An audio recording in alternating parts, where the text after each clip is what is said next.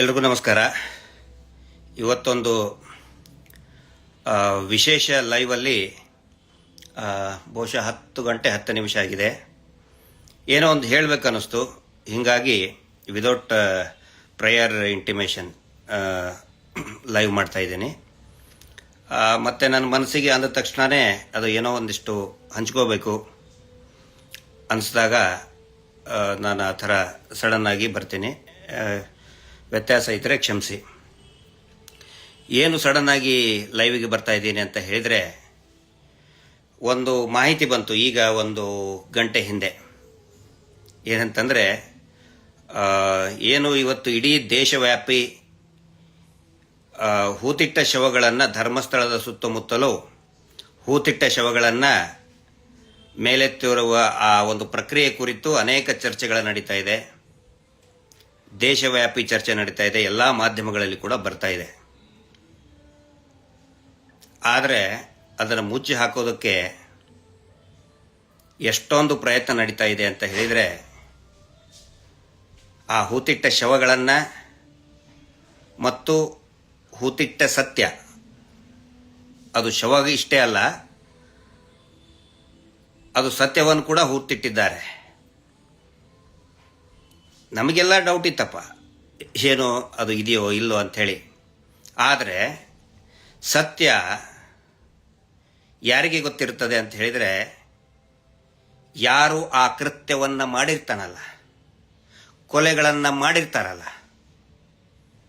ಅವರಿಗೆ ಸತ್ಯ ಗೊತ್ತಿರ್ತದೆ. ಅದರ ಸಲುವಾಗಿ ಸಿಕ್ಕಾಪಟ್ಟೆ ಲಗಾಟ ಹೊಡಿತಾ ಇದ್ದಾರೆ. 338 ಹತ್ತತ್ರ 338 TV ಚಾನಲ್ ಇರ್ಬೋದು, ಯೂಟ್ಯೂಬ್ ಇರ್ಬೋದು, ಇಂಜೆಕ್ಷನ್ ತಂದರು. ಇದೇ ನಕಲಿ ದೇವಮಾನವನ ಸ್ವಂತ ತಮ್ಮ.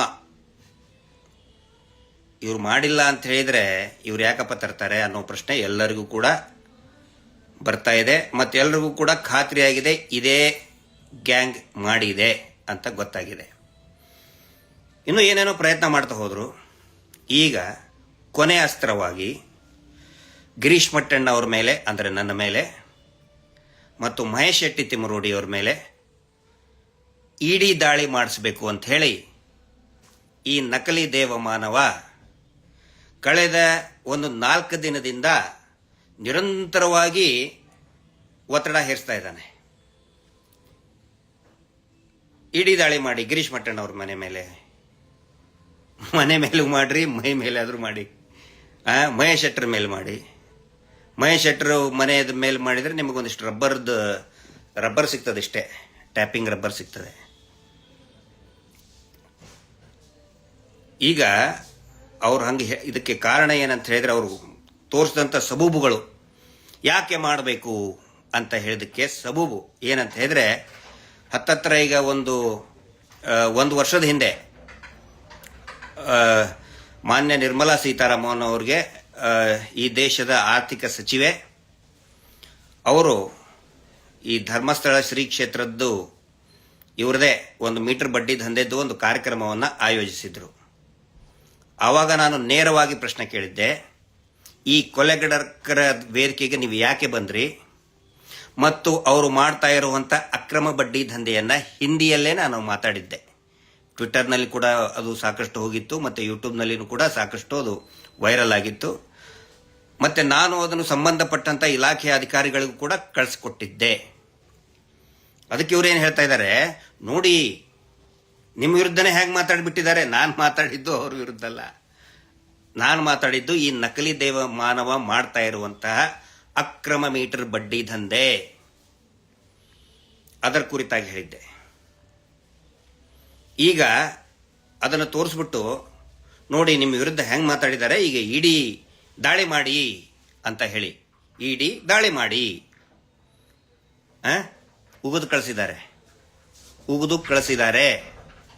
ಈ ನಕಲಿ ದೇವಮಾನವನಿಗೆ ನಿನ್ನ ಮೇಲೆ ಏನೋ ಆರೋಪ ಬಂದಿದೆ, ಜನ ತಗೊಂಡು ಹೊಡಿತಾ ಇದ್ದಾರೆ, ಅದ್ರ ಬಗ್ಗೆ ನೋಡು ಅಂತ ಹೇಳಿ ಬಿಗಿದು ಕಳಿಸಿದ್ದಾರೆ. ಈಗ ನಿಜವಾದ ವಿಷಯಕ್ಕೆ ಬರ್ತಾ ಇದ್ದೇನೆ. ಅಂದರೆ ಈ ಸುಮಾರು ಜನ ಕೇಳ್ತಾ ಇದ್ದಾರೆ, ಕೆಲವೊಂದಿಷ್ಟು ರಾಜಕೀಯ ನಾಯಕರು ಇದನ್ನು ಮಾಡಬಾರ್ದು, ಈ ಏನು ಹೂತಿಟ್ಟ ಅಕ್ರಮವನ್ನು ಏನಿದೆ ಅಕ್ರಮನೇ, ಅದು ಹೂತಿಟ್ಟ ಅಕ್ರಮನೇ, ಅಕ್ರಮವಾಗಿ ಹೂತಿಟ್ಟಂಥ ಶವಗಳನ್ನು ಹೊರಗಡೆ ತೆಗಿಬಾರ್ದು, ಹಿಂಗೆ ಅಂತೇಳಿ ಸುಮಾರು ಜನ ನಮಗೂ ಕೂಡ ಕೇಳ್ತಾ ಇದ್ದಾರೆ. ನೋಡಿ, ಇದು ರಾಜಕೀಯ ನಾಯಕರು ಹಿಂಗೆ ಯಾಕೆ ಮಾತಾಡ್ತಾ ಇದ್ದಾರೆ ಅಂತೇಳಿ. ಒಂದು ವಿಷಯವನ್ನ ಈ ಸಂದರ್ಭದಲ್ಲಿ ಎಲ್ಲಾ ಸಾರ್ವಜನಿಕರ ಗಮನಕ್ಕೆ, ಅಧಿಕಾರಿಗಳ ಗಮನಕ್ಕೆ ನಾನು ತರೋದಕ್ಕೆ ಇಚ್ಛೆ ಪಡ್ತಾ ಇದ್ದೀನಿ. ಏನಂತ ಹೇಳಿದ್ರೆ, ಈ ವಿಷಯವನ್ನು ನಾನು ಅನೇಕ ಸಾರಿ ಹೇಳಿದ್ದೇನೆ, ದಯವಿಟ್ಟು ಅದನ್ನು ಗಮನಿಸಿ. ಸುಮ್ಮನೆ ನಾನು ನನಗೇನು ರೀಲ್ ಮಾಡೋ ಹುಚ್ಚಿಲ್ಲ, ಬಟ್ ಇನ್ಫಾರ್ಮೇಶನ್ನ ಜನರಿಗೆ ಕೊಟ್ಟು ಜಾಗೃತಿ ಮಾಡುವಂತ ಕೆಲಸವನ್ನ ನಾವು ಮಾಡ್ತಾ ಇದ್ದೀವಿ. ಎದ್ದೇಳಿ ಅಂಥೇಳಿ ಒಂದು ಜನಜಾಗೃತಿಯನ್ನ ಕಳೆದ 2 ವರ್ಷದಿಂದ ನಾವು ಮಾಡ್ತಾ ಇದ್ದೀವಿ. ಎದ್ದೇಳಿ ಜನಸಾಮಾನ್ಯರೇ, ಎದ್ದೇಳು ಮಂಜುನಾಥ. ಅಂದ್ರೆ ಈ ನಕಲಿ ದೇವಮಾನವನ ಕುಟುಂಬ ನಡೆಸ್ತಾ ಇರುವಂತಹ ಅಕ್ರಮ ಮೀಟರ್ ಬಡ್ಡಿ ದಂಧೆ ಮಾಡಬೇಕಾದ್ರೆ ನಿರಂತರವಾಗಿ ನಾನು ಹೇಳಿದ್ದೇನೆ. ಆ ಮೀಟರ್ ಬಡ್ಡಿ ದಂಧೆ ಹೇಗೆ ನಡೀತಾ ಇದೆ ಅಂತ ಹೇಳಿದ್ರೆ, ಸ್ವಸಹಾಯ ಗುಂಪುಗಳನ್ನು ಇವರೇ ರಚಿಸಿ, ನೋಡಿ ಧರ್ಮಸ್ಥಳದಿಂದ ನಾವು ದುಡ್ಡು ಕೊಡ್ತಾ ಇದ್ದೇವೆ, ನಿಮ್ಮ ಊರು ಉದ್ಧಾರ ಮಾಡ್ತೇವೆ ಅಂತ ಹೇಳಿ ಅವರಿಗೆ ಸಾಲದ ರುಚಿ ಹಚ್ಚಿ ಬ್ಯಾಂಕುಗಳಿಂದ ಒಂದಿಷ್ಟು ದುಡ್ಡು ಕೊಡಿಸಿ, ನೋಡಿ ಬಹಳ ಅಬ್ಸರ್ವ್ ಮಾಡಿ, ಇದನ್ನ ಅವರು ಮಾಡಿರೋದು ಸ್ವಸಹಾಯ ಗುಂಪುಗಳನ್ನು ಮಾಡ್ತಾರೆ. ಅದರ CC ಅಕೌಂಟ್ ಅನ್ನ ಓಪನ್ ಮಾಡ್ತಾರೆ ಇವರೇ. ಜನರಿಗೆ CC ಪಾಪ ಅಲ್ಲಿ ಬಡಬಗರು ದುಡಿಯುವಂತ ಕಾರ್ಮಿಕ ವರ್ಗ, ರೈತರಿಗೆ ಅದು ಯಾವ ಅಕೌಂಟ್ ಅಂತೂ ನಾಲೆಜ್ ಇಲ್ಲ. ಇವರೇ ಅಕೌಂಟ್ ಓಪನ್ ಮಾಡಿಸಿ, ಆ ನಂತರ CC ಅಕೌಂಟ್ ಓಪನ್ ಮಾಡಿಸಿ ಒಂದು 10 ಜನರಿಂದ ಮರುದಿನಾನೇ ಒಂದು ಲೆಟರ್ ತಗೋತಾರೆ, ಲೆಟರ್ ಆಫ್ ಅಥರೈಸೇಷನ್. ಮುಂಚೆ ಇವ್ರು ಏನು ಹೇಳ್ತಾರೆ, ನೀವು ಸೈನ್ ಮಾಡಿಬಿಡಿ, ನೀವು ಸೈನ್ ಮಾಡೋದ್ರಿಂದ ನಿಮ್ಮ ಊರಿಗೆ ಸಾಕಷ್ಟು ದುಡ್ಡು ಬರ್ತದೆ ಅಂತ ಹೇಳಿ ಒಂದು ಸೈನು ಅಥವಾ ಹೆಬ್ಬೆಟ್ಟು ತಗೋತಾರೆ. ಅದರ ದಾಖಲೆ ನನ್ನ ಹತ್ರ ಇದೆ. ಅದ್ರ ಮ್ಯಾಟ್ರ್ ಏನಿರ್ತದೆ ಅಂತ ಹೇಳಿದ್ರೆ, ಈ ಖಾತೆಯನ್ನ ನಾನು ಬಳಸುವ ಹಾಗಿಲ್ಲ, ಏನೇ ಈ ಖಾತೆಯನ್ನ ಬಳಸುವಂತಹ ಅಧಿಕಾರ SKDRDP BC ಟ್ರಸ್ಟ್ಗೆ ಇರುತ್ತದೆ.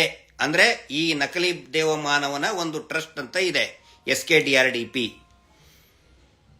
ಈ ರೀತಿ ನೋಡಿ, ಈಗ ನಾನೇನಾದ್ರೂ ಒಂದು ಅಕೌಂಟ್ ಮಾಡ್ತೀನಿ ಅಂತ ಹೇಳಿದ್ರೆ ನನ್ನ ಸಲುವಾಗಿ ಇರ್ತದೆ. ನಂದ ಒಂದು ಸಂಘದ ಸದಸ್ಯನಿದ್ರೆ ಆ ಸಂಘದ ಸದಸ್ಯರಿಗೋಸ್ಕರ ಅಕೌಂಟ್ ಇರ್ತದೆ. ಇವ್ರು ಏನ್ ಮಾಡ್ತಾರೆ, ಅಕೌಂಟ್ ಓಪನ್ ಮಾಡಿ ನೆಕ್ಸ್ಟ್ ಡೇನೆ ಬ್ಲಾಕ್, ಅದು ಅಂದ್ರೆ ಅವ್ರು ಯೂಸ್ ಮಾಡುವಂಗೇನೆ ಇಲ್ಲ. ಎಲ್ಲರೂ ಕೂಡ ಈ ನಕಲಿ ದೇವಮಾನವನ್ನೇ ಮಾಡಬೇಕು. ದುಡ್ಡು ₹1 ಏನಾದರೂ ಹಾಕುದಿದ್ರೆ ಇವನೇ ಹಾಕಬೇಕು. ಅವರಿಗೆ ₹1 ಹಾಕುವ ಪವರ್ ಇಲ್ಲ, ₹1 ವಿತ್ಡ್ರಾ ಮಾಡೋ ಪವರ್ ಕೂಡ ಇರುವುದಿಲ್ಲ. ಬ್ಯಾಂಕಿಗೆ ಕೊಟ್ಬಿಡ್ತಾರೆ ಅದನ್ನ. ಈ ರೀತಿ ಇಡೀ ರಾಜ್ಯದಲ್ಲಿ 6 ಲಕ್ಷಕ್ಕಿಂತ ಹೆಚ್ಚು ಅಕೌಂಟ್ಗಳನ್ನ ಈ ನಕಲಿ ದೇವಮಾನವ ಕುಟುಂಬದ ಟ್ರಸ್ಟ್ ಮ್ಯಾನೇಜ್ ಮಾಡ್ತಾ ಇದೆ. ಎಲ್ಲಾದ್ರೂ ಕೇಳಿದಾರ ಈ ರೀತಿ? 6 ಲಕ್ಷ ಅಕೌಂಟ್ ಒಂದೇ ಫ್ಯಾಮಿಲಿ ನಡೆಸ್ತಾ ಇದೆ. ಆ ಅಕೌಂಟ್ ಮುಖಾಂತರ ಬೇನಾಮಿ ಹಣ ಅನೇಕ ರಾಜಕಾರಣಿಗಳು ಅದರಲ್ಲಿ ದುಡ್ಡು ಹಾಕಿದ್ದಾರೆ. ಈಗೇನು ಒಬ್ಬೊಬ್ಬರಾಗಿ ಬರ್ತಾ ಇದಾರಲ್ಲ, ಅದೆಲ್ಲ ಸುಳ್ಳು, ಊಹಾಪೋಹ. ನಾನು ಹೇಳ್ತೀನಪ್ಪ, ಊಹಾಪೋಹ ತಿಗಿರಿ ಏನಿದೆ. ಅವ್ರು ಯಾಕೆ ಹೇಳಿಕೆ ಕೊಡ್ತಾ ಇದ್ದಾರೆ ಅಂತ ಹೇಳಿದ್ರೆ, ಅವರೆಲ್ಲರ ದುಡ್ಡು ಕೂಡ ಈ ನಕಲಿ ದೇವಮಾನವನ ಅಕ್ರಮ ಮೀಟರ್ ಬಡ್ಡಿ ದಂಧೆಯಲ್ಲಿ ಸಿಕ್ಕಾಕೊಂಡಿದೆ. ಹೇಳ್ಬಿಟ್ಟಿದ್ದಾನೆ, ಬಡ್ಡಿ ಪೂಜರು ಹೇಳ್ಬಿಟ್ಟಿದ್ದಾರೆ, ನೋಡಿ ನಾನು ಮುಳುಗ್ತಾ ಇದ್ದೀನಿ, ನೀವು ನನ್ನ ಎತ್ತಲಿಲ್ಲ ಅಂದ್ರೆ ನಾನು ನಿಮ್ಮನ್ನು ಮುಳುಗಿಸ್ತೇನೆ, ನಿಮ್ಮ ದುಡ್ಡು ಮುಳುಗ್ತು, ಗೋವಿಂದ ಗೋವಿಂದ ಗೋವಿಂದ ಅಂತ ಹೇಳಿ 3 ಸಾರಿ ಹೇಳ್ಬಿಟ್ಟಾರೆ. ನಾನು ಮುಳುಗಿದ್ರೆ ನಿಮ್ಮ ದುಡ್ಡು ಗೋವಿಂದ. ಯಾರ್ಯಾರು ರಾಜಕಾರಣಿಗಳು ಕಪ್ಪು ಹಣವನ್ನ ಇಟ್ಟಿದಾರಲ್ಲ ಅವ್ರಿಗೆಲ್ಲರಿಗೂ ಕೂಡ ಹೇಳ್ಬಿಟ್ಟಿದ್ದಾನೆ, ಬಡ್ಡಿ ಪೂಜರು ಹೇಳ್ಬಿಟ್ಟಿದ್ದಾರೆ, ನಾನು ಮುಳುಗಿದ್ರೆ ನೀವು ಮುಳುಗ್ದಂಗೆ, ನಿಮ್ಮ ದುಡ್ಡು ಮುಳುಗ್ತು, ಗೋವಿಂದ. ನಾನು ಅದರ ಸಲುವಾಗಿ ಕಳೆದ 2 ವರ್ಷಗಳಿಂದ ED ಅವರಿಗೆ ನಾವು ವಿನಂತಿ ಮಾಡ್ಕೋತಾ ಇದ್ದೇವೆ, ಬಹಿರಂಗವಾಗಿ ವಿನಂತಿ ಮಾಡ್ಕೋತಾ ಇದ್ದೀವಿ. ಅನೇಕ ಹೋರಾಟದ ವೇದಿಕೆಯಲ್ಲಿ ಕೂಡ ನಾನು ಹೇಳಿದ್ದೀನಿ, ದಯವಿಟ್ಟು ನಮ್ಮನ್ನ ಎನ್ಕ್ವೈರಿ ಮಾಡಿ ಮೊದಲು, ಅವಾಗ ನಮಗೊಂದು ಅವಕಾಶ ಸಿಗುತ್ತೆ. ನಾವೇನಾದ್ರೂ ಅಪಪ್ರಚಾರ ಮಾಡಿದ್ರೆ, ನಾವೇನಾದ್ರೂ ಕೋಟ್ಯಾಂತರ ರೂಪಾಯಿ ಅವ್ಯವಹಾರ ಮಾಡಿದ್ರೆ ತನಿಖೆಗೆ ಒಳಪಡಿಸಿ ಸ್ವಾಮಿ. EDನೋ CBIನೋ ಇನ್ನೇನೇನದಾವ ಎಲ್ಲಾನು ಮಾಡಿ, ಅವಾಗಿಂತ ಹೇಳ್ತಾ ಇದ್ದೀವಿ. ಈಗ ಏನಾದರೂ ಒಂದು ವೇಳೆ ನಮ್ಮ ಮೇಲೆ ED ತನಿಖೆ ಆದರೆ ಅದರಂತ ಒಳ್ಳೆಯ ಅವಕಾಶ ನಮಗಿಲ್ಲ. ಎಲ್ಲವನ್ನು ಕೂಡ ಬಿಚ್ಚಿಡೋದಕ್ಕೆ ನಾವು ರೆಡಿ ಇದ್ದೀವಿ. ಯಾವ್ಯಾವ ಲೀಡರ್ಗಳು 1000 DKC ಫಸ್ಟ್ ಬರ್ತಾರೆ ಅದರಲ್ಲಿ. 1000 DKCಗಳು. ಇವರ ಅಕ್ರಮ ಹಣ ಇರೋದೇ ಅದರಲ್ಲಿ. ಇವರ ತಮ್ಮ ಅಕ್ರಮ ಏನದು 1000 DKCಯ ತಮ್ಮನವರು ಪದೇ ಪದೇ ಹೋಗಿ ನೋಡಿ ಮೀಟರ್ ಬಡ್ಡಿ ದಂಧೆದ್ದು ಯಾವ ರೀತಿ ಇದನ್ನ ಮಾಡಿದ್ದಾರೆ, ಪ್ಲಾನ್ ಮಾಡಿದ್ದಾರೆ ಅಂದ್ರೆ, ಜನಗಳು ಕ್ಯಾಶ್ ಅಲ್ಲೇ ದುಡ್ಡು ಕೊಡಬೇಕು ಅವರಿಗೆ. ಅದು ಪ್ರತಿ ವಾರ ಕೊಡಬೇಕು. ಪ್ರತಿ ವಾರ ಕೊಡಬೇಕು ಅನ್ನುವಂಥ ಯಾವುದೇ ರೂಲ್ಸ್ ಕೂಡ ಇಲ್ಲ. ಕಲೆಕ್ಟ್ ಮಾಡೋರು ಯಾರು? ಬ್ಯಾಂಕಿನವರಲ್ಲ. ಇದೇ ಬಡ್ಡಿ ಪೂಜ್ಯರ ಈ ಸಂಸ್ಥೆ ಇದೆಯಲ್ಲ, ಆ ಸಂಸ್ಥೆಯ ಪದಾಧಿಕಾರಿಗಳಿಗೆ ಅಧಿಕಾರಿ ಅಂತ ಇಟ್ಬಿಟ್ಟಿದ್ದಾರೆ. ಅಧಿಕಾರಿಗಳು ಬೆಳಗ್ಗೆ 6 ಗಂಟೆಗೆ ಹೋಗಿ ವಸೂಲಿ ಮಾಡ್ತಾರೆ. ರಾಜ್ಯಾದ್ಯಂತ ಸಾವಿರಾರು ಜನ ಆತ್ಮಹತ್ಯೆಯನ್ನ ಮಾಡಿಕೊಂಡ್ರು, ಊರು ಬಿಟ್ಟರು. ದೊಡ್ಡ ಸುದ್ದಿ ಆಯಿತು. ಯಾವ ಒಬ್ಬ ಮಾಧ್ಯಮದವರು ಕೂಡ ಸ್ಯಾಟಲೈಟ್ ಚಾನಲ್ಗಳು ಧರ್ಮಸ್ಥಳ ಅಂತ ಹೆಸರು ಹೇಳಿಲ್ಲ, ಧರ್ಮಸ್ಥಳ ಸಂಘ ಅಂತ ಹೇಳಿಲ್ಲ. ಏನು ಹೇಳಿದ್ರು? Micro finance. ನಿಮ್ಗೆ ಗೊತ್ತಿರಬಹುದು, ಕಳೆದ ಒಂದು 6 ತಿಂಗಳಿಂದ ಹಿಂದೆ ದೊಡ್ಡ ಸುದ್ದಿ ಇತ್ತು. ಇವರೇ ಇದ್ದಿದ್ದು. ನಾವು ಅವಾಗಲೂ ಕೂಡ ಹೇಳಿದ್ದೀವಿ, ಪತ್ರವನ್ನು ಬರೆದಿದ್ದೀವಿ. ನಾನು ಸ್ವತಃ ಇಡಿ ಅಧಿಕಾರಿಗಳಿಗೆ ಮಾತಾಡಿ ಬಂದಿದ್ದೀನಿ, ದಯವಿಟ್ಟು ಇಡಿ ತನಿಖೆ ಆಗಲಿ ಅಂತ. ಅದಕ್ಕೆ ನಾನು ಕೇಳ್ಕೊತಾ ಇದ್ದೀನಿ, ಏನು ಉಗಿದು ಕಳಿಸಿದಾರಲ್ಲ ಈ ನಕಲಿ ದೇವಮಾನ ಏಜೆಂಟ್ಗಳಿಗೆ, ಮಾಡೋಕ್ಕಾಗೋದಿಲ್ಲ ಅವ್ರ ಮೇಲೆ ಅಂತ ಹೇಳಿ. ನಾನು ಹೇಳ್ತಾ ಇದ್ದೀನಿ, ದಯವಿಟ್ಟು ಇಡಿ ಸಲುವಾಗಿ ನಮ್ಮನ್ನು ಕರೆಸಬೇಕು. ಪ್ರತಿಯೊಂದು ದಾಖಲೆಗಳು ಯಾವ ರೀತಿ ಫ್ರಾಡ್ ಮಾಡಿದ್ದಾರೆ, ರಿಸರ್ವ್ ಬ್ಯಾಂಕ್ ಆಫ್ ಇಂಡಿಯಾದ ನಿಯಮಗಳನ್ನ ಗಾಳಿಗೆ ತೂರಿ ಬ್ಯಾಂಕ್ಗಳ ಜೊತೆಗೆ ಡೀಲಿಂಗ್ ಮಾಡಿಕೊಂಡು ಅಡ್ಜಸ್ಟ್ ಮಾಡಿಕೊಂಡು ಕಪ್ಪು ಹಣ 6 ಲಕ್ಷ ಬೇನಾಮಿ ಅಕೌಂಟ್ ಇಂದ ಬ್ಲ್ಯಾಕ್ ಮನಿ ಯಾವ ರೀತಿ ಸರ್ಕ್ಯುಲೇಟ್ ಮಾಡ್ತಾ ಇದ್ದಾರೆ. ಅದರಲ್ಲಿ ರಾಜಕಾರಣಿಗಳ ದುಡ್ಡು ಇದೆ, ಕೆಲವೊಂದಿಷ್ಟು ಅಧಿಕಾರಿಗಳ ದುಡ್ಡು ಇದೆ, ನ್ಯಾಯಾಂಗ ವ್ಯವಸ್ಥೆಯಲ್ಲಿ ಇರುವಂತಹ ಹಿರಿಯ ಜಡ್ಜಸ್ಗಳ ದುಡ್ಡು ಕೂಡ ಇದೆ. ಎಲ್ಲವೂ ಕೂಡ ಹೊರಗಡೆ ಬರಲಿ. ದಯವಿಟ್ಟು ಇಡಿ ರೇಡ್ ಮಾಡಿ ನಮ್ಮ ಮೇಲೆ.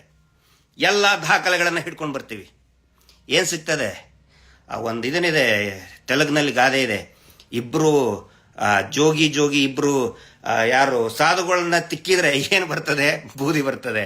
ನಮಗೆ ಮಹೇಶ್ ಶೆಟ್ಟಿ ತಿಮ್ಮರೋಡಿಗೆ ಮಾಡಿದ್ರೆ ನಿಮಗೆ ಬೂದಿನೇ ಸಿಗುತ್ತೆ, ಇಡಿಗೆ ಬೂದಿನೇ ಸಿಗುತ್ತೆ. ಆದರೆ ಅವ್ರನ್ನ ತನಿಖೆ ಮಾಡಿದ್ರೆ ದೊಡ್ಡ ಹಗರಣ ಈ ದೇಶ, ಈ ಜಗತ್ತು ಕಂಡು ಕೇಳರಿಯದ ಬಿಗ್ಗೆಸ್ಟ್ ಇಕನಾಮಿಕಲ್ ಸ್ಕ್ಯಾಂಡಲ್ ಹೊರಗಡೆ ಬರ್ತಾ ಇದೆ. ದಯವಿಟ್ಟು ನಾನು ರಿಕ್ವೆಸ್ಟ್ ಮಾಡ್ಕೋತಾ ಇದ್ದೀನಿ, ಇಡಿ ಎನ್ಕ್ವೈರಿ ಆಗಬೇಕು, ಸಿಬಿಐ ಎನ್ಕ್ವೈರಿ ಆಗಬೇಕು. ಪ್ರತಿಯೊಂದನ್ನು ಬಿಚ್ಚಿಡ್ತೀವಿ ನಾವು. ಪಾಪ ದುಡಿಯುವಂತಹ ಅವರಿಗೆ ಬರೆಯೋದಕ್ಕೂ ಸರಿಯಾಗಿ ಬರಲಿಲ್ಲ ರೀ. ತಾವು ಎಷ್ಟು ದುಡಿದ್ವಿ ಅನ್ನೋದು ಕೂಡ ಬೆವರಿನಲ್ಲಿ ಆ ಚೀಲದಲ್ಲಿ ಇಟ್ಕೊಂಡಿರ್ತಾರೆ ಹೆಣ್ಮಕ್ಳು. ಕಾಯಿಪಲ್ಯ ಮಾರುವಂತ ಹೆಣ್ಮಕ್ಳು ಆ ನಡದಲ್ಲಿ ಇಟ್ಕೊಂಡಿರ್ತಾರೆ. ಬೆವರಿಂತ್ರ ಆ ನೋಟು ನೆಂದು ಹೋಗಿರ್ತದೆ. ಅದನ್ನ ಕಸ್ಕೊಂಡು ಹೋಗ್ತಾರೆ ಇವರು. ಪ್ರತಿ ವಾರ ಬಂದು, ಸಂತೆ ದಿನ ಬಂದು ಆ ಬೆವರು ಸುರಿಸಿ ದುಡ್ದಂತ ನೋಟನ್ನ ಕಸ್ಕೊಂಡು ಹೋಗ್ತಾರೆ ಇವರು. ಆಗಲಿ ಇಡಿ ಎನ್ಕ್ವೈರಿ. ಕೆಲವೊಂದಿಷ್ಟು ಬಾಡಿಗೆ ಬಂಟರನ್ನು ಬಿಟ್ಟಿದ್ದಾರೆ. ಮಟ್ಟಣ್ಣವ್ರ ಮೇಲೆ, ಮಹೇಶ್ ಶೆಟ್ಟಿ ತಿಮ್ಮರೋಡಿ ಮೇಲೆ, ಸಮೀರ್ ಮೇಲೆ ತನಿಖೆ ಆಗಲೇಬೇಕು ಅಂತ ನಾವು 2 ವರ್ಷದಿಂದ ಹೊಯ್ಕೊಳ್ತಾ ಇದ್ದೀವಿ. ಸ್ವಾಮಿ, ಮೊದಲು ನಮ್ಮನ್ನು ಮಾಡಿದಾಗ ನಾವು ಸುಮ್ಮನೆ ಕೂತ್ಕೊಳ್ತೀವಾ?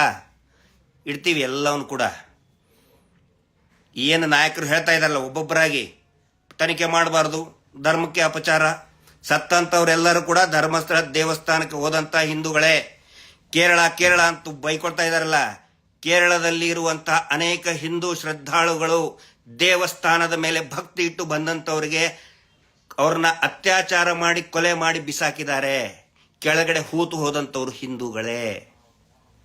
ಅದನ್ನು ಅರ್ಥ ಮಾಡ್ಕೋಬೇಕು. ಈಗ ಬಂದ್ಬಿಟ್ರು ಕಮ್ಯುನಿಸ್ಟ್ರು, ಅವರು ಇವರು, ಹಿಂದೂ ಮುಸ್ಲಿಮು. ಹೊರಗಡೆ ಬಂದಾಗ ಒಬ್ಬೊಬ್ಬರ ಹೆಸರು ಎತ್ತಿ ಮಾತಾಡ್ತೀನಿ ನಾನು. ಈಗ ಮಾತಾಡಲ್ಲ. ಯಾವ್ಯಾವನು ಹೇಳಿದಾನಲ್ಲ, ಹಿಂದೂ ಮುಸ್ಲಿಮು ಮುಸಲ್ಮಾನು ಹೆಸರು ಎತ್ತಿ ಮಾತಾಡ್ತೀನಿ. ಒಬ್ಬೊಬ್ಬರದ್ದು ಹೆಸರು ಎತ್ತಿ ಮಾತಾಡ್ತೀನಿ. ಯಾವನು ಎಷ್ಟೆಷ್ಟು ದುಡ್ಡು ಇಟ್ಟಿದ್ದಾನೆ ಈ ಮೀಟರ್ ಬಡ್ಡಿ ದಂಧೆಯಲ್ಲಿ ಹೆಸರು ಎತ್ತಿ ಮಾತಾಡ್ತೀನಿ ನಾನು. ಇಡೀ ರಾಜ್ಯನ ಹೆಂಗ್ ಮಾಡಿಬಿಟ್ಟಿದ್ದಾರೆ ಅಂತ ಹೇಳಿದ್ರೆ, ಈ ರಾಜಕಾರಣಿಗಳೇ ದುಡ್ಡು ಹಾಕಿಸ್ಕೊಳ್ಳೋದು, ಅದೇ ದುಡ್ಡನ್ನ ಈ ಮೀಟರ್ ಬಡ್ಡಿ ದಂಧೆಯಲ್ಲಿ ಹಾಕಿಬಿಡೋದು. ಹಾಕಿ ವಾರ ಬಲವಂತವಾಗಿ ಜನಸಾಮಾನ್ಯರಿಂತ್ರ ಅಕ್ರಮವಾಗಿ ಬಡ್ಡಿ ದಂಧೆ ವಸೂಲಿ ಮಾಡೋದು. ನರಕ ಸೃಷ್ಟಿ ಮಾಡಿಬಿಟ್ಟಿದ್ದಾರೆ. ನೀವು ಕೇಳ್ತಿರಲ್ಲ, ಯಾಕೆ ಯಾರು ಮಾತಾಡ್ತಾ ಇಲ್ಲ, ರಾಜಕಾರಣಿಗಳು ಯಾಕೆ ಮಾತಾಡ್ತಿಲ್ಲ? ಎಲ್ಲರ ದುಡ್ಡು ಇದೆ ಇದರಲ್ಲಿ. ಆ ನಂತರ ಇನ್ನೊಂದು ಅಬ್ಸರ್ವ್ ಮಾಡಿ, ದಯವಿಟ್ಟು ಪ್ರಜ್ಞಾವಂತರು ಅಬ್ಸರ್ವ್ ಮಾಡಿ ಇದನ್ನ. ಇಲೆಕ್ಷನ್ ಟೈಮಲ್ಲಿ ಈ ಇಲೆಕ್ಷನ್ ಅನೌನ್ಸ್ ಆದಮೇಲೆ ಕೋಡ್ ಆಫ್ ಕಂಡಕ್ಟ್ ಅಂತ ಜಾರಿ ಬರ್ತದೆ. ಕೋಡ್ ಆಫ್ ಕಂಡಕ್ಟ್ ಅಲ್ಲಿದ್ದಾಗ ಪ್ರತಿ ಊರಿಗೂ ಕೂಡ ಒಂದೊಂದು ಬ್ಯಾರಿಕೇಡ್ ಹಾಕಿರ್ತಾರೆ, ನೋಡಿದ್ದೀರಲ್ಲ ನೀವು. ಅಂದ್ರೆ ದುಡ್ಡು ಯಾರಾದರೂ ಅಕ್ರಮವಾಗಿ 50,000ಕ್ಕಿಂತ 10,000 ಜೇಬಲ್ಲಿ ಇಟ್ಟು ಕೂಡ ಚೆಕ್ ಮಾಡ್ತಾರೆ. 10,000 ರೂಪಾಯಿ ಜೋಬಲ್ಲಿ ಇಟ್ಕೊಂಡ್ರೆ 5,000 ಎದುರು ಎಲ್ಲಿಂದ ಬಂತು ಅಂತ ಕೇಳ್ತಾರೆ. ಕೇಳಿದ್ರಲ್ಲ, ಅಲ್ಲಿ ಟ್ರೇಡ್ ಆಯ್ತು, ಇಲ್ಲಿ ಟ್ರೇಡ್ ಆಯ್ತು. ಇವರು ಪ್ರತಿ ವಾರ ಆ ಕೋಡ್ ಆಫ್ ಕಂಡಕ್ಟ್ ಇದ್ದಾಗಲೇ ಒಂದೊಂದು ಗ್ರಾಮ, ಒಂದೊಂದು ಇದರಿಂದ ಝೋನ್ ನಿಂತ್ರ ಕೋಟಿಗಟ್ಟಲೆ ದುಡ್ಡನ್ನು ಸಾಗಿಸ್ತಾರೆ. ಒಬ್ಬರಾದ್ರೂ ಹಿಡಿದಿದ್ದು ನೋಡಿದ್ದೀರಾ ನೀವು? ಒಂದು ಸಾರಿ ಆದ್ರೂ ನ್ಯೂಸ್ ಆಗಿದೆಯಾ? ಎಲ್ಲವೂ ಕೂಡ ಇವ್ರು ಕ್ಯಾಶೇ ಕಲೆಕ್ಟ್ ಮಾಡ್ಕೋತಾರೆ. ಪ್ರತಿ ವಾರ ನಾನು ಲೆಕ್ಕ ಸಹಿತ ಹೇಳಿದ್ದೇನೆ, ಒಂದು ವಾರಕ್ಕೆ 1,000 ಕೋಟಿ ರೂಪಾಯಿ ಕ್ಯಾಶ್ ಬ್ಲ್ಯಾಕ್ ಮನಿ ಕಲೆಕ್ಟ್ ಆಗ್ತಾ ಇದೆ. ಒಂದು ದಿನಾನು ಯಾಕೆ ಹಿಡಿಯಲ್ಲ ಹೇಳಿ? ಎಲ್ಲಾ ರಾಜಕಾರಣಿಗಳ ದುಡ್ಡು ಬ್ಲ್ಯಾಕ್ ಮನಿ ಅದರಲ್ಲಿದೆ, ಹಿಂಗಾಗಿ ಹಿಡಿಯಲ್ಲ. ಇಲೆಕ್ಷನ್ ಬಂದಾಗ ಇಲೆಕ್ಷನ್ ಅಲ್ಲಿ ದುಡ್ಡು ಹಂಚಬೇಕಲ್ಲ, ಅದೇ ದುಡ್ಡನ್ನ, ಆ ಊರಿನ ದುಡ್ಡನ್ನ ಆ ಊರಿನ ಇಲೆಕ್ಷನ್ ಕ್ಯಾಂಡಿಡೇಟ್ಗಳಿಗೆ ಇಬ್ಬರಿಗೂ ಕೊಡ್ತಾರೆ. ಯಾರ್ಯಾರು ಮೇಜರ್ ಪಾರ್ಟಿ ಇದೆ ಎಲ್ಲರಿಗೂ ಕೊಟ್ಬಿಡ್ತಾರೆ. ನೀ ಇಷ್ಟು ತಗೋ, ಗೆಲ್ಲ ಒಂದಿದ್ರೆ ಜಾಸ್ತಿ ಕೊಡ್ತಾರೆ, ಸ್ವಲ್ಪ ಕೊಡ್ತಾರೆ, ಇನ್ನೊಬ್ಬರು ಸ್ವಲ್ಪ ಕೊಡ್ತಾರೆ. ಹಿಂಗಾಗಿ ಅನೇಕ ಜನರಿಗೆ ಕೊಟ್ಟಿದ್ದಾರೆ. ಎಲ್ಲರಿಗೂ ಅಂತ ನಾನು ಹೇಳ್ತಾ ಇಲ್ಲ, ಅನೇಕ ಜನ ಯಾರು ಪ್ರಮುಖರಿದ್ದಾರೆ, ಎಲ್ಲಾ ಪಕ್ಷದ ಪ್ರಮುಖ ಲೀಡರ್ಗಳಿಗೆ ಈ ಬ್ಲ್ಯಾಕ್ ಮನಿಯನ್ನ ಕೊಟ್ಬಿಟ್ಟಿದ್ದಾರೆ. ಹಿಂಗಾಗಿ ಇವತ್ತು ಸಿಕ್ಕಾಕೊಂಡು ಬಿಟ್ಟಿದ್ದಾರೆ ಎಲ್ಲರೂ. ನಕಲಿ ದೇವಮಾನವನ ಹತ್ರ, ಬಡ್ಡಿ ಪೂಜ್ಯರ ಹತ್ರ. ಬಡ್ಡಿ ಪೂಜ್ಯರು ಹೇಳ್ಬಿಟ್ಟಿದ್ದಾರೆ, ನಾನಂತೂ ಮುಳುಗ್ತಾ ಇದ್ದೀನಿ, ನಾನು ಮುಳುಗಿದ್ರೆ ನಿಮ್ಮ ದುಡ್ಡು ಗೋವಿಂದ, ಇಷ್ಟೇ. ಹಿಂಗಾಗಿ ಈಗ ಇದನ್ನು ನಿಲ್ಲಿಸಬೇಕು, ಹೂತಿಟ್ಟ ಶವಗಳನ್ನು ಮೇಲೆತ್ತುವುದನ್ನು ನಿಲ್ಲಿಸಬೇಕು ಅಂತೇಳಿ ಗಿರೀಶ್ ಮಟ್ಟಣ್ಣವರು ಮತ್ತು ಮಹೇಶ್ ಶೆಟ್ಟಿ ತಿಮ್ಮರೋಡಿ ಇಡಿ ದಾಳಿ ಮಾಡಿ, ನಾನು ಹೇಳ್ತಾ ಇದ್ದೀನಿ ಮಾಡಿ. ಆದರೆ ಅವರು ಉಗಿದು ಕಳಿಸಿದ್ದಾರೆ, ಅದು ಮಾತು ಬೇರೆ. ನಮಗದರಿಂದ ನಿರಾಶೆ ಆಗಿದೆ. ಮೊದಲು ಮಾಡಿ ಅದನ್ನ. ಯಾವ್ಯಾವನು ದುಡ್ಡಿಟ್ಟಿದ್ದಾನೆ, 1000 DKಶಿಗಳ ದುಡ್ಡು ಡಿಸೆಂಟ್ರಿ ಹತ್ಬಿಟ್ಟಿದೆ ಪಾಪ ಅವರಿಗೆ. ಹಿಂಗಾಗಿ ಅವರ ಸ್ನೇಹ ಇರುವಂಥ ಸ್ನೇಹಮಯಿಗಳು ಇವತ್ತು ಹೇಳಿಕೆ ಕೊಡ್ತಾ ಇದ್ದಾರೆ, ಏಜೆಂಟ್ರುಗಳು ಮಾಡಲಿ. ಯುದ್ಧಾಯ ಕೃತ ನಿಶ್ಚಯ, ಯುದ್ಧ ಪ್ರಾರಂಭ ಆಗಿದೆ. ಈ ನಕಲಿ ದೇವಮಾನವ ಏನು ಆಟ ಆಡ್ತಾನೆ, ಏನು ಅಸ್ತ್ರ ಬಳಸ್ತಾನೆ, ಬಳಸಲಿ. ಯಾವ ಕಾರಣಕ್ಕೂ ಮುಂದಿಟ್ಟ ಹೆಜ್ಜೆ ಹಿಂದಿಡೋರಲ್ಲ, ಯಾವ ಕಾರಣಕ್ಕೂ ನಾವು ಯಾವುದೇ ಬ್ಲ್ಯಾಕ್ ಮೇಲ್ಗೆ ಹೆದರದವರಲ್ಲ, ತಲೆನೇ ಕೆಡಿಸ್ಕೊಳ್ಳಲ್ಲ. ನೀವು ಹಾಕಿದಂತಹ ಬಿಟ್ಟಂತಹ ಅಸ್ತ್ರವನ್ನ ನಿಮ್ಮ ಮೇಲೇನೆ ಪ್ರಯೋಗ ಮಾಡೋದಕ್ಕೆ ಸಿದ್ಧರಿದ್ದೇವೆ. ಯುದ್ಧದಲ್ಲಿ ಸೌಜನ್ಯಾಳ ಜಯ ನಿಶ್ಚಿತ, ಖಂಡಿತ, ಇದು ಸತ್ಯ. ಸೌಜನ್ಯ ಹೋರಾಟಕ್ಕೆ ಜಯ ಸಿಕ್ಕೇ ಸಿಗುತ್ತೆ. Justice for Soujanya. ನಮಸ್ತೆ.